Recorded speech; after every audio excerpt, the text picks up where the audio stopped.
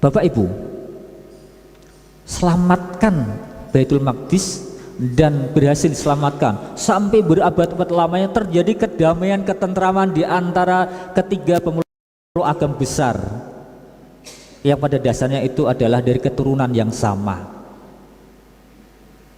Masalah timbul lagi ketika ada orang lain ingin merebut lagi dan mengatur lagi. Siapa? Ini Israel, Bani Israel, negara Israel datang menguasai wilayah. Bahkan Inggris yang penguasa, penjajah negara Palestina dan sekitarnya itu dulu kan wilayahnya banyak, itu termasuk Suriah itu. Yang terjadi apa? Inggris saja nggak kuasa menghadapi. Maka yang terjadi apa? Itulah memproklamirkan negara Israel dengan dia mendirikan sebelumnya Zionisme. Tujuannya adalah untuk mendirikan negara di tanah Palestina. Jadi Bapak Ibu, ibaratnya tanah itu ya dikuasai oleh Israel itu bahkan 70%-nya. Sementara yang umat Islam Palestina, maksudnya, mohon maaf, tidak hanya umat Islam saja, karena Bapak Ibu di Palestina itu pun ada umat Nasrani, bahkan juga ada Yahudi. Walaupun di Israel pun ada umat Islam, yaitu orang-orang Arab. Waktu perang Arab dia tidak meninggalkan, tapi tetap berada di situ dan mereka menjadi warga negara Israel. Ada juga ada orang Nasrani, ada orang yang lain, agama yang lain ada memang, tetapi ya 70-80% ya Yahudi. Walaupun tidak semua Yahudi itu benci kepada Islam. Yahudi yang senang Islam ada. Siapa? Yang mereka kemudian masuk Islam. Innal ladzina amanu wal ladzina hadu wan nasara was-sabiina man amana billahi wal yaumil akhir wa amila sholihan falahum ajruhum inda rabbihim wala khaufun alaihim walahum yahzanun. Loh, kan begitu. Siapapun mereka yang beriman kepada Allah, baik orang Yahudi, orang Nasrani, bahkan orang Sobiin, itu akan masuk surga. Tapi syaratnya apa? Aminu wa amilus sholihat. Ya berarti iman dan amal soleh, ya masuk Muslim berarti, kan begitu. Jadi syaratnya ya harus Muslim, iman dan amal soleh. Tapi artinya apa? Umat Islam bisa dari siapa saja. Tidak semua umat orang Arab itu Islam, tidak. Ada orang Arab yang Yahudi, ada yang Nasrani banyak. Itu orang-orang Kristen di Suriah itu ibadahnya itu kan seperti orang Islam. Kelompok Nasrani yang di Arab itu kan hampir mirip itu, seperti orang sholat itu. Demikian juga ya, tidak semua orang Yahudi, tidak semua orang Israel itu Yahudi, atau orang Yahudi otomatis Israel enggak. Orang Yahudi itu agama, kan begitu. Tetapi kebanyakan orang Israel adalah Yahudi. Walaupun tidak semua Yahudi Israel. Ada orang Indonesia ya Yahudi, ya mungkin ada, bisa terjadi. Wong itu faham. Baik, kita lanjutkan. Jadi sejarahnya itu tadi. Nah ini dimulai dari sinilah ya. Nabi Ibrahim memiliki putra yang bernama Ismail dan Ishak. Ismail kemudian menjadi nenek moyang bangsa Arab sampai keturunannya sampai Nabi Muhammad. Kemudian Ishak itu bapak Nabi Yakub menjadi nenek moyang bangsa Yahudi. Nah itu kan berarti satu keturunan. Iya, kalau tarik ke atas lagi ya semua satu, Bani Adam, kan begitu. Mim Bani Adam. Maka kalau Nabi menyampaikan ya menyebut orang itu Bani Adam, ya menyebut Bani Adam. Jadi Israel itu istilah yang berasal dari bahasa Ibrani, yaitu Isra yang artinya hamba atau kekasih, dan Il bermakna Tuhan. Jadi Israel adalah hamba Allah atau kekasih Allah. Ya kekasih Allah karena Israel itu tadi kalau ditarik Nabi Israel, ya kan, Nabi Yakub, maka kasih Allah. Semua nabi menjadi kekasih Allah. Jadi ini ada korelasinya. Kalau dalam nama-nama malaikat kan ada nama Jibril, ya kan? Israel, Mikail, nah, il itu karena utusan Allah, itu ada kemiripan. Karena bahasa Ibrani, bahasa Arab itu pada dasarnya serumpun awalnya. Pada dasarnya serumpun. Dari keempat istrinya Yakub memiliki 12 putra, yakni Ruben, Simeon, Lewi, Yehuda. Lah ini kata Yahudi dari Yehuda ini. Dan Naftali, Gad, Asher, kemudian Isahar, Zebulon, Yusuf dan Benyamin ini atau Bunyamin. Yang kemudian Yusuf bin Yamin inilah yang bersaudara. Ini kan dari keempat istri, tidak satu istri ini. Ya, inilah yang kemudian dalam sejarah Nabi Yusuf itu dibuang oleh saudara-saudaranya karena iri. Nah, kalau cerita yang lalu Bapak Ibu kan mendengar Nabi Yusuf yang parasnya sangat tampan, ya, bahkan pernah sangat dicintai oleh istrinya raja, walaupun tidak sampai, ya. Setelah berikutnya kemudian dalam kisah itu, setelah rajanya itu meninggal kalau nggak salah, kemudian Nabi Yusuf itu menikah. Yusuf tidak disukai saudara-saudaranya hingga ia dijual kepada seorang musafir. Oleh si musafir, Yusuf dijual ke Mesir setelah melalui masa-masa yang penuh penderitaan. Kemudian sambil cerita ringkesnya ketika Nabi Yusuf diperintah oleh raja untuk, nah, bahasa sekarang itu memprediksi, kemudian mengkalkulasi, kemudian memberikan solusi, tidak hanya keramal saja. Kalau sekarang kan keramal itu bisa bermakna positif negatif. Nek ramalannya untuk orang-orang yang senang main judi, nah itu yang negatif. Setiap kejadian apa diramal jadi angka loh, kemudian dibeli angka itu, ya itu orang stres namanya. Ada orang meninggal dicari rumahnya nomor berapa, dibeli, ya stres. Ada orang kecelakaan tidak ditolong malah dicari nomornya, katanya begitu, terus dibeli, kok delalah keluar, wah ini berhasil, setan ini akhirnya memberikan, ya, kepada orang itu, kesyirikannya semakin terjadi. Itu kebetulan tuh ya hanya 1-2 saja, tidak semuanya. Nah, tapi yang namanya orang karena tidak pakai nalar sehat, ya seperti itulah. Jadi apa yang disampaikan Nabi Yusuf kemudian ternyata benar. Nabi Yusuf merintahkan, ya, untuk menyiapkan lahan-lahan pertanian, kemudian tanah-tanah ditanami dengan, ya, tanaman yang berkualitas. Kalau bahasa kita ya padi, jagung, palawija. Siapkan gudang-gudangnya, berarti kalau kita menyiapkan tempat bulognya itu, ya, bulognya banyak. Kemudian karena dalam jangka sekian tahun akan terjadi suatu kemarau, kering, tidak ada air, susah, sulit, makanan juga. Nah, antisipasinya sudah disiapkan, langkah-langkahnya disiapkan, dan ternyata benar. Nah, itulah kemudian Yusuf diangkat menjadi seorang perdana menteri dan kemudian akhirnya malah menjadi raja, dan akhirnya berhasil mengumpulkan ke-12 anak dan bapaknya ketika diundang datang ke istana, dan tidak ada satupun rasa benci kepada saudaranya, semuanya dimaafkan, dan kemudian saudara-saudaranya mengakui kesalahannya, dan kemudian hidup damai, dan kemudian beribadah kepada Allah. Tetapi yang terjadi berikutnya, mereka akan kembali lagi seperti itu. Nah, ini kisah-kisah tadi ini.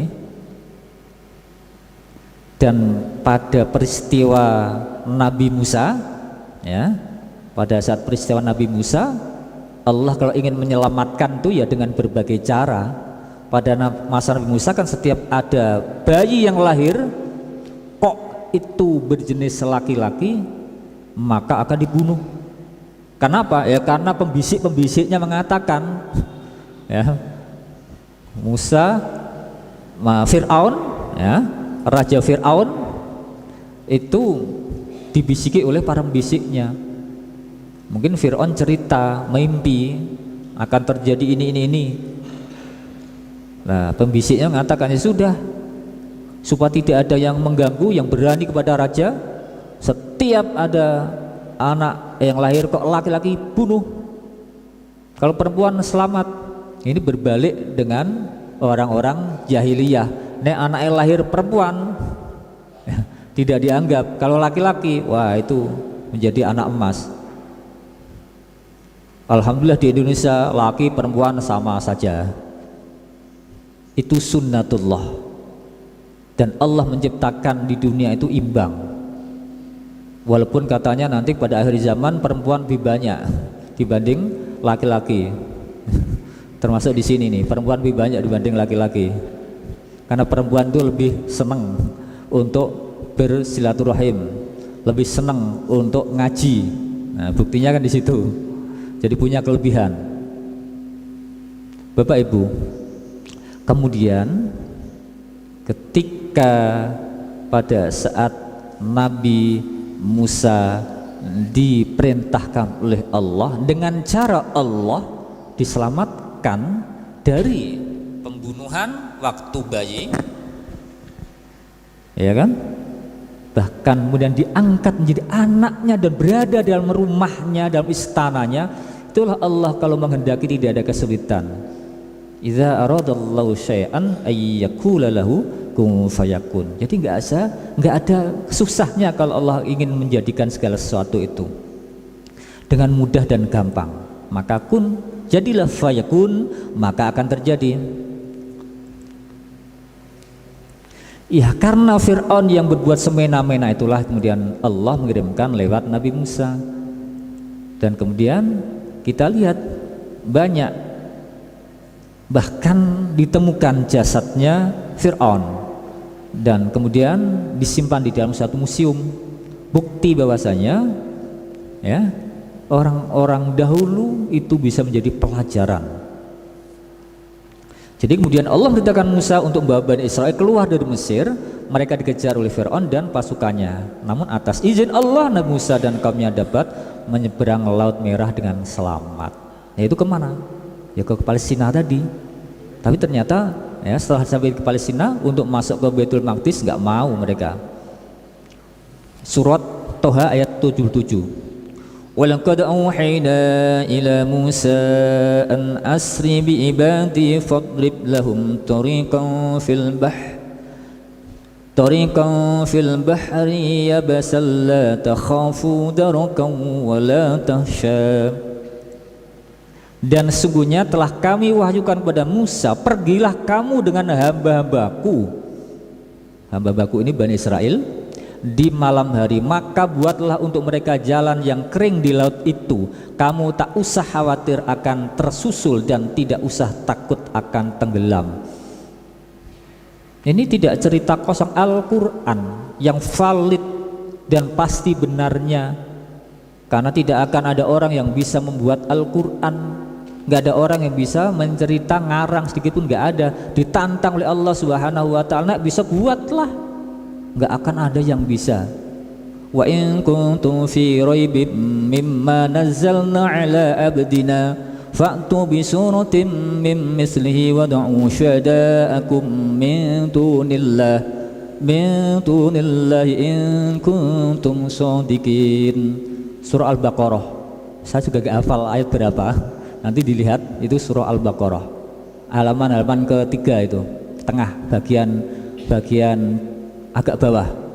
Jika kamu ragu terhadap mimma nazzalna ala abdina, terhadap apa yang aku turunkan dari Al-Quran ini, ya silahkan coba buat fa'tu bi suratin, buat satu surat saja yang serupa mim mislihi wad'u syuhada'akum, ajaklah semua orang-orang penolongmu, siapapun di seluruh dunia itu ditantang oleh Allah, tentunya min dunillahi, selain Allah. In kuntum shadiqin, kalau kamu itu memang benar, enggak akan ada. Nah, ini cerita nyata Al-Quran mengisahkan tentang perjalanan Nabi Musa di dalam memerangi Fir'aun. Jadi kekufuran Bani Israel itu juga diterangkan dengan baca nanti surah Al-Baqarah 4950 ini ya. Al-Baqarah 4950. وَإِذْ نَجَّيْنَاكُمْ مِنْ آلِ فِرْعَوْنَ يَسُومُونَكُمْ سُوءَ الْعَذَابِ يُذَبِّحُونَ أَبْنَاءَكُمْ وَيَسْتَحْيُونَ نِسَاءَكُمْ wa fi dzalikum bala'um mir rabbikum azim. Dan ingatlah ketika kami selamatkan kamu dari Fir'aun dan pengikut-pengikutnya, mereka menimpakan kepadamu siksaan yang seberat-beratnya. Mereka menyembelih anak-anakmu yang laki-laki dan membiarkan hidup anak-anakmu yang perempuan. Dan pada yang demikian itu terdapat cobaan-cobaan yang besar dari Tuhanmu. Kisah nyata terekam dalam Al-Quran yang tidak akan pernah terlupakan sampai ila yaumil qiyamah. Nek catatan jenengan pasti hilang. Kalau kisah sejarah yang buat manusia kadang kadang salah. Kalau ada orang yang menulis sejarah ada 3 orang, ya akan ada 3 hal yang berbeda. Karena ini ada kalamullah, Allah pasti benarnya dan terbukti. Bahkan Bapak Ibu, akhir-akhir ini banyak dari ayat-ayat Al-Quran yang kemudian orang menemukan baru akhir-akhir ini setelah orang meneliti, mendalami. Itu banyak sekali Bapak Ibu. Wa id faraqna bikumul bahra fa'anjaynakum wa aghraqna ala fir'auna wa antum tanzurun. Ini ayat berikutnya, ayat 50. Dan ingatlah ketika kami belah laut untukmu, lalu kami selamatkan kamu dan kami tenggelamkan Fir'aun dan pengikut-pengikutnya, sedang kamu sendiri menyaksikan.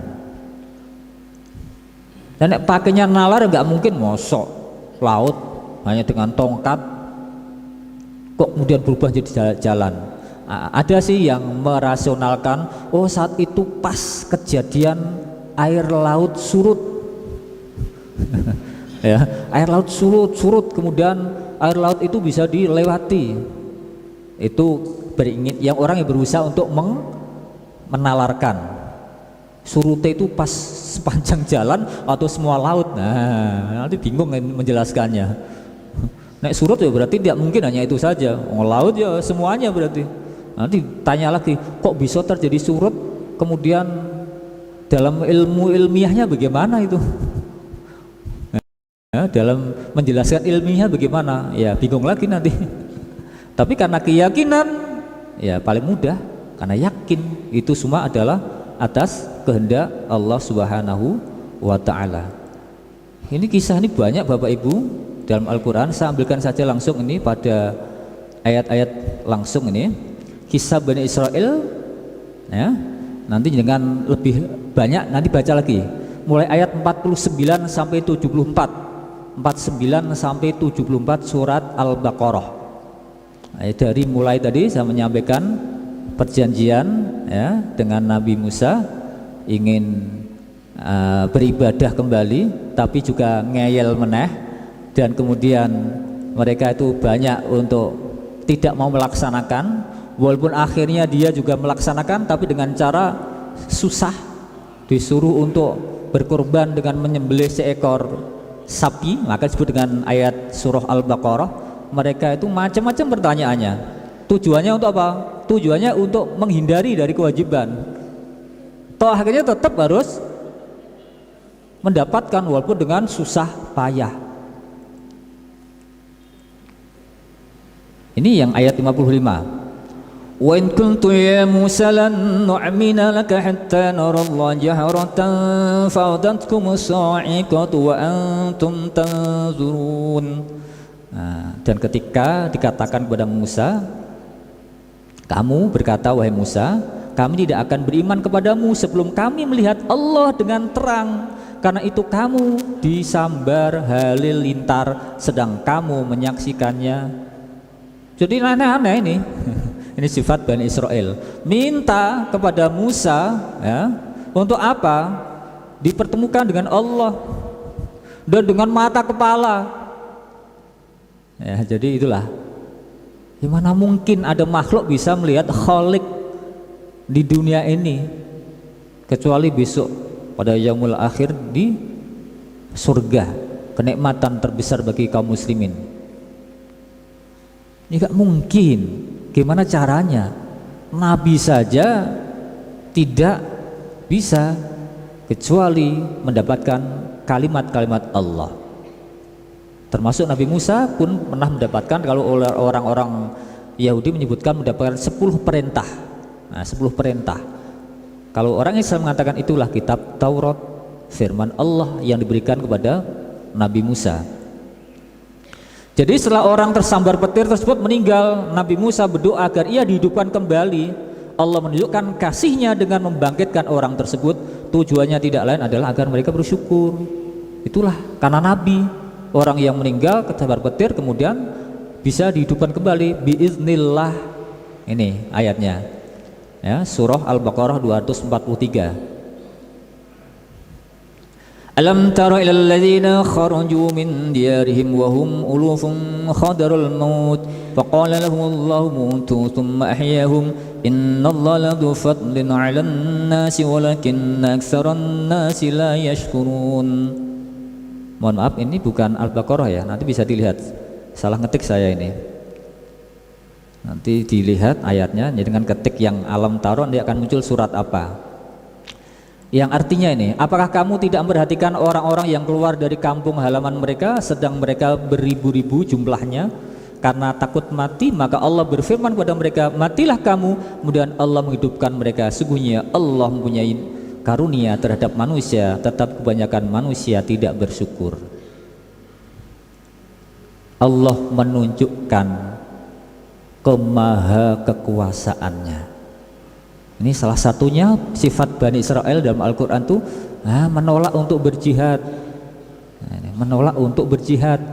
Kalau umat Islam pada masa Nabi berduyun-duyun, berbondong-bondong, saya mati dalam peperangan adalah mati mendapatkan ridha Allah, syahid. Surah Al-Maidah 24. Qalu ya Musa inna lan nadkhulaha abadan ma damu fiha fadhhab anta wa rabbuka faqatila inna huna qa'idun.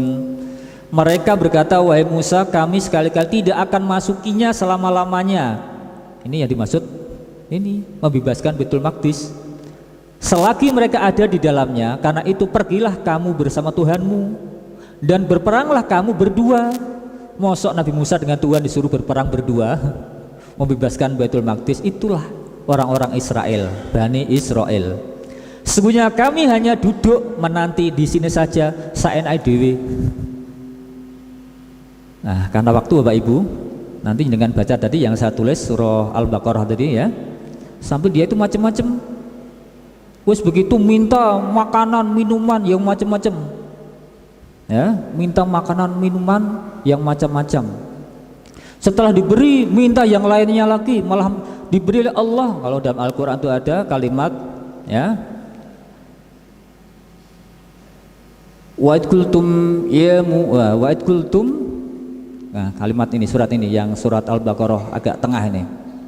Wa qultum ya Musa lan nasbiru ala ta'amin wahidin fad'u lana rabbaka yukhrij lana mimma tumbitul ardu min baqliha wa kisaiha wa fumiha wa adasiha wa basaliha. Nah, itu kan itu dia minta itu, disiapkan ada adas, ada bumbu-bumbu macam-macam. Nah, tetapi mereka minta lagi yang lainnya. Dan akhirnya yang diminta yang terakhir itu bukan lebih bagus, sudah disiapkan yang terbaik kok. Ini termasuk buah zaitun yang diberikan oleh Allah. Nah ini surah Al-Baqarah 60. Dan ingatlah ketika Musa memohon air untuk kaumnya, lalu kami berfirman, pukullah batu itu dengan tongkatmu. Pukullah batu dengan tongkatmu, lalu memancarkan daripadanya 12 mata air. Nah, dalam tafsir itulah ke-12 itu yang kemudian bisa digunakan masing-masing untuk kaumnya. Sungguh setiap-tiap suku telah mengetahui tempat minumnya. Makan dan minumlah, kulu wasrobu mirizqillahi. Nah, kan begitu. Tapi janganlah kamu berkeliaran di muka bumi, wala ta'sau fil ardi, dengan berbuat kerusakan. Jadi wala ta'sau fil ardi. Untuk apa? Lah ini mereka itu selalu mufsidin, berbuat kerusakan.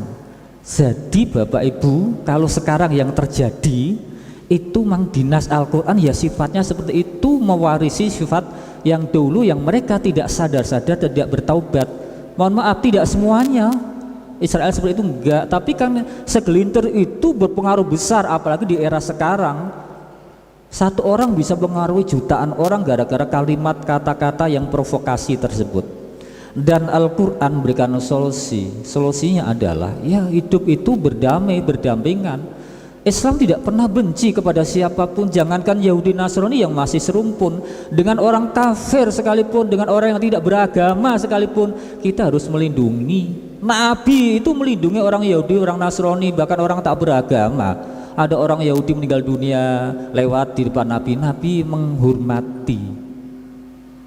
Loh, ini kan mana yang jelek dari Islam? Nggak ada. Coba jangan cari sejarah-sejarah di mana pemimpin Islam itu pasti memperlakukan yang sama terhadap rakyatnya.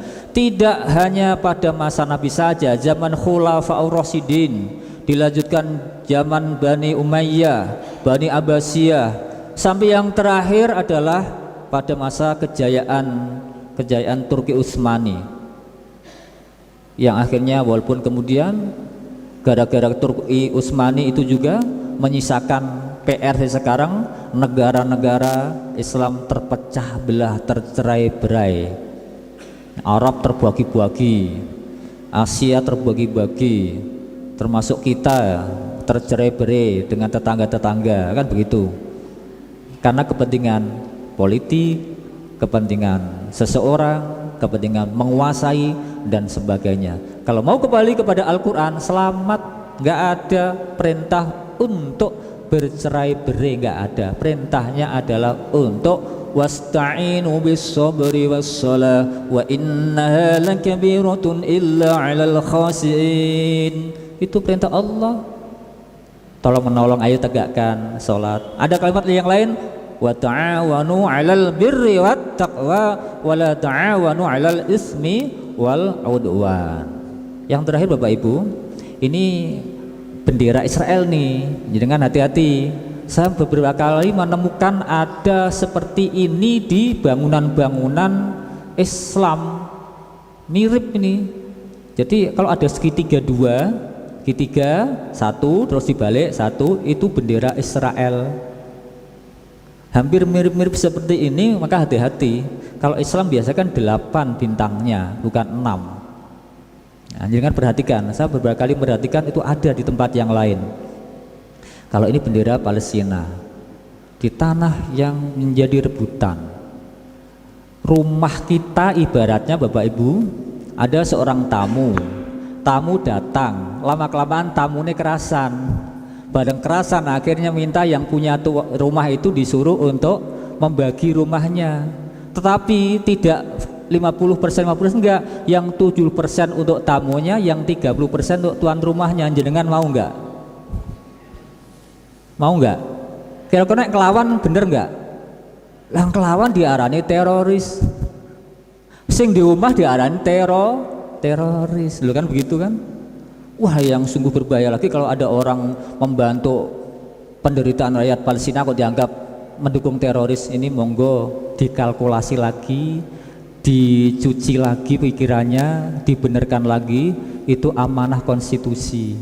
Itu gambarnya begini Bapak Ibu, dulu kita dijajah Belanda, kemudian Pangeran Diponegoro melawan. Apakah Pangeran Diponegoro teroris? Pejuang, tapi bagi Belanda itu dianggap teroris. Jadi sisi mana mandangnya kan begitu. Tapi masyarakat yang lain pasti mengatakan Belanda itu yang tidak adil, karena bukan miliknya, bukan tanahnya, lah kok dikuasai semuanya. Kira-kira nek dulu Indonesia dikuasai Belanda, wes yang 70% tak kuasai, yang 30% untuk bangsa Indonesia, mau nggak kira-kira?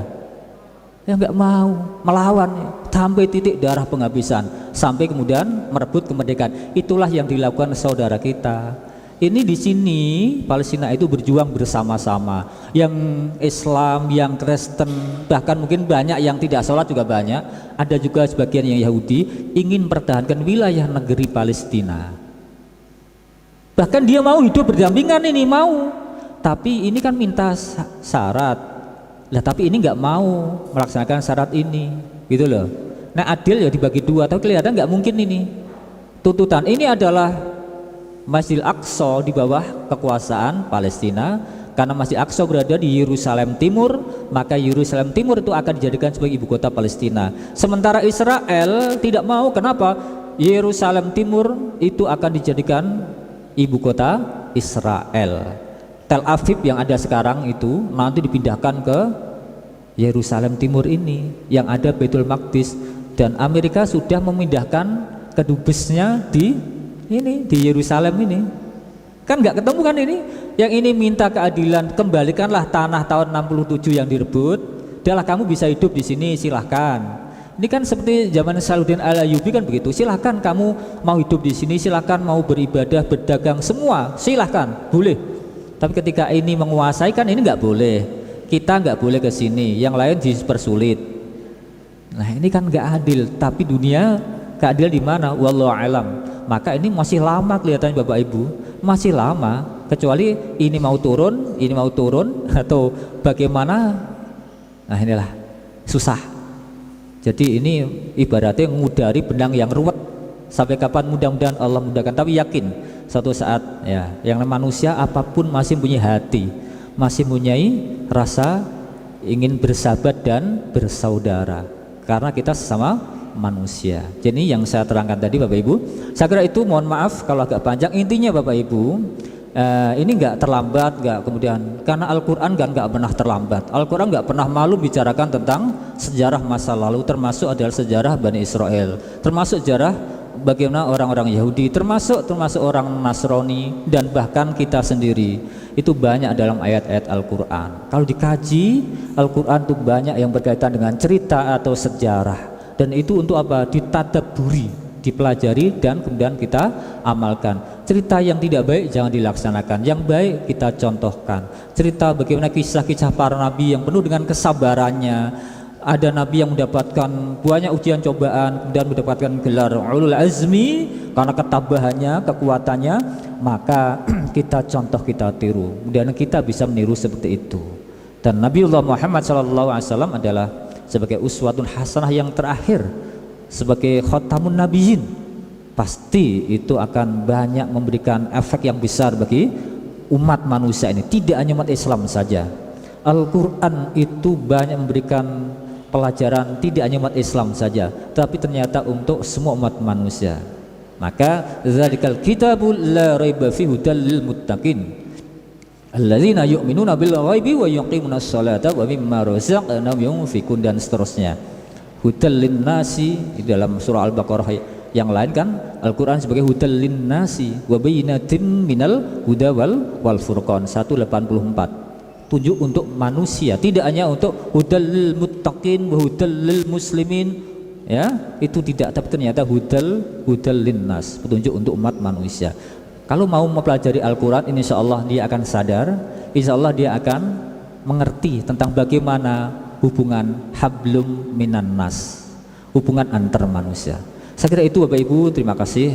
Mohon maaf kalau ada yang kurang berkenan, dan mohon nanti bisa ya, yang namanya berinfak, bersedekah, beramal tidak harus sekali, berulang-ulang kali. Kalau hari ini kita peduli kembali, kemudian mau untuk mendarmakan, untuk memberikan infak, nanti bisa diserahkan kepada anak-anak muda Muhammadiyah yang hari ini pun masih menggalang, karena apa? Dibutuhkan.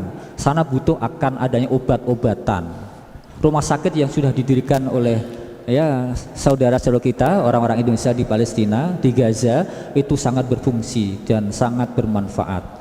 Dibutuhkan sana adalah obat-obatan, ya makanan, semuanya itu.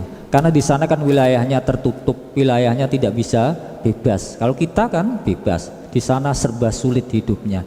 Kalau kita tidak membantu, siapa lagi? Karena kita sebagai bangsa muslim terbesar di dunia, masa diam saja melihat ada penderitaan yang ada di sekeliling kita.